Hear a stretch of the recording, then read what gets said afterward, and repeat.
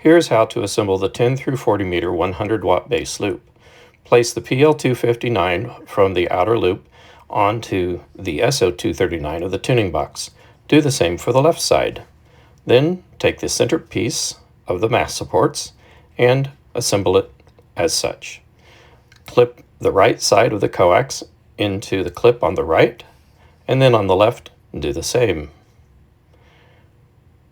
There's a top mast support with 2 U-bolts that will clip here, and then you will take your coax, screw it onto the inner loop, and clip the inner loop to that same top support mast clip.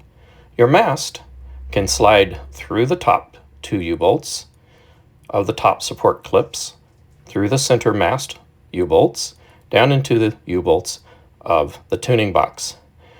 Then attach the BNC here for the remote, and you're done. Learn more at alphaantenna.com.